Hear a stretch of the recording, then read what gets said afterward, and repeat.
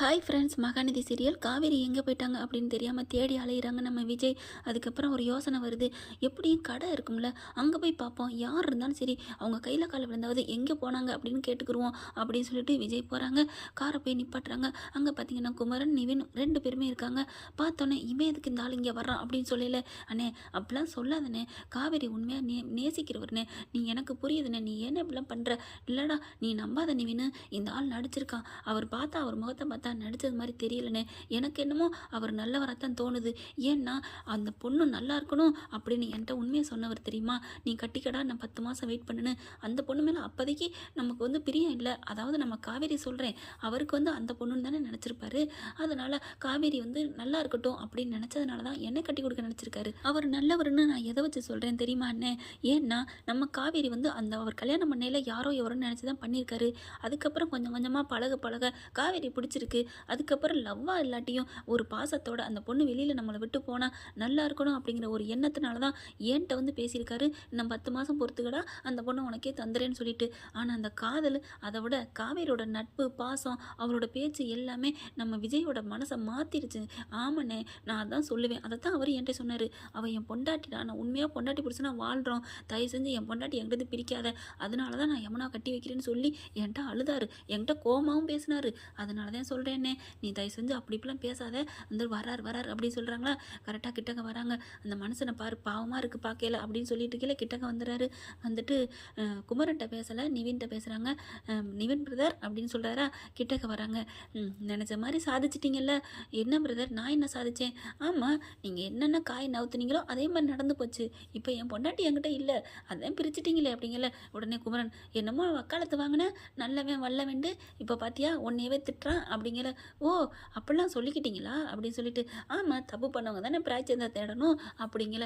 அப்போ நீ இப்போ பிராய்ச்சத்தை தேடி வந்திருக்கிய, நீ என்ன தப்பு பண்ண? அப்போ தப்பு பண்ணேன்னு ஒத்துக்கிறியா அப்படின்னு குமரன் சொல்ல. அண்ணே சும்மா இருனே அப்படின்னு நிவின் நடக்கிறாரு. என்ன நிவின், உடனே அவன் திட்டிகிட்டு இருக்கான், நீ அந்த ஆளை போயிட்டு சப்போர்ட் பண்ணுற அப்படிங்கல. குமரன் பிரதர், நான் ஒரு அளவு தான் அடங்க முடியும், ஆனால் நீங்கள் ரொம்ப ஓவராக பேசுகிறீங்க.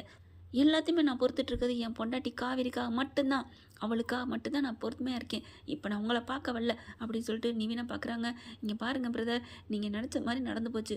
உடனே நிவின் சொல்கிறாங்க, இங்கே பாருங்கள், நானும் நான் நினச்சதெல்லாம் நினைக்கவும் இல்லை, எதுவும் நடக்கும்ல. உங்ககிட்டருந்து நான் பிரிக்கவும்ல நினைக்கல. என்னோட சேர்த்து வைக்கணும்னு சொன்னீங்க. நான் முறையாகத்தான் நான் ஆசையோடு இருந்தேன். ஆனால் அது எழுதி வச்சதை என் பொண்டாட்டி பார்த்துட்டா. அதுக்கு மேல் நான் என்ன பண்ண முடியும்? உங்கள் தரப்பு நியாயத்தை இங்கே வீட்டில் யாருமே கேட்கலன்னு எவ்வளோ ஃபீல் பண்ணுறீங்க. அதே மாதிரி என் தரப்பு நியாயத்தையும் புரிஞ்சுக்கோங்க, கேளுங்க கொஞ்சமாவது அப்படின்னு நிவின் கத்துறாங்க. அதுக்கப்புறம் சொல்கிறாங்க, இப்போ என் பொண்டாட்டி எங்கே போயிட்டான்னு தெரியல தெரியுமா? ஏன் பயப்படுறீங்க?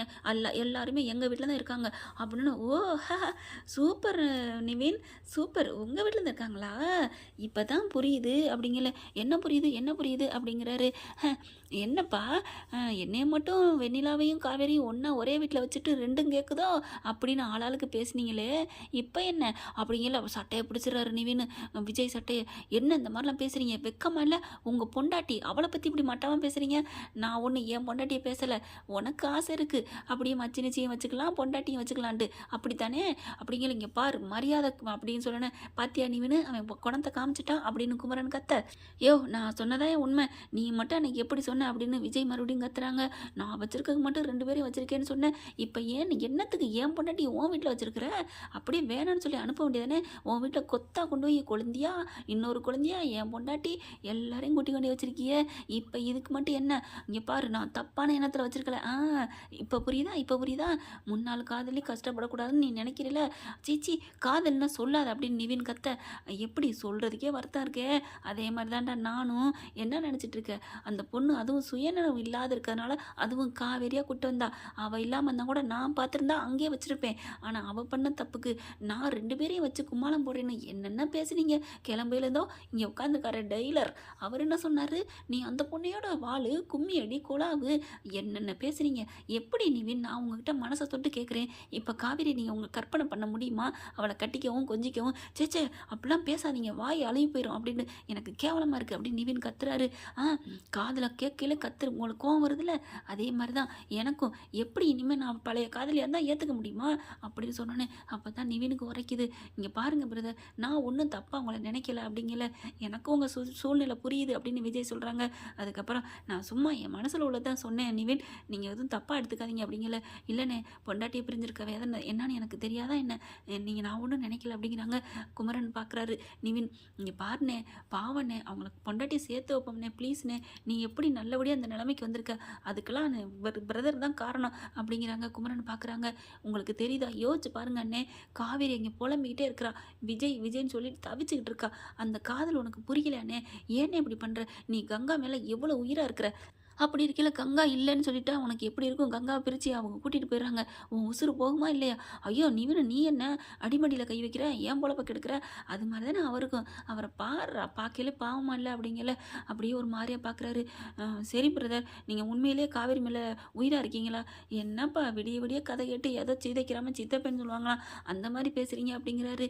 இல்லை நீங்கள் உண்மையிலே லவ் பண்ணால் நான் சேர்த்து வைக்க முயற்சி நாங்கள் ரெடி பண்ணுவோம், நான் வந்து ட்ரை பண்ணுவேன் அப்படிங்கிறாரு. அப்போ தான் நிவின் சொல்கிறாங்க, நானும் பண்ணுறேன்னே, என்னண்ணே தனியாக பிரித்து பேசுகிறீங்க, பிரதர் விஜய் பிரதர் மாதிரி நல்லவர் இனிமேல் காவேரி கிடைக்க மாட்டா, என்னை பொறுத்த வரைக்கும் காவேரி நல்லா இருக்கணும், அதுதான், மற்றபடி எனக்கு எந்த காதலும் இல்லை, எந்த ஒரு தப்பான எண்ணம் இல்லை அப்படின்னு நிவின் சொல்ல, உடனே விஜய் இருந்துட்டு, ஹலோ பிரதர், நான் சும்மா ஒரு இதுக்கு சொன்னேன் பிரதர், உங்களை பற்றி எனக்கு தெரியாதா, என் நிலைமையை நீங்கள் புரிஞ்சுக்கணும் அப்படிங்கிறக்காகத்தான் சொன்னேன் அப்படிங்கிறாங்க. நீங்கள் எப்படி சொன்னீங்களோ எது சொன்னீங்களோ, ஆனால் என் பொண்டாட்டி ஒருத்தி மக்கு வீட்டில் ஒருத்தி இருக்கா, அவளுமே நம்ப மாட்டேங்கிறா, தான் கூட பிறந்த அக்காவே நம்ப மாட்டேங்கிறா அப்படிங்கிற. சரி விடுங்க, எல்லாரையும் நம்புற அளவுக்கு பண்ணுவோம் அப்படிங்கிறார் விஜய்.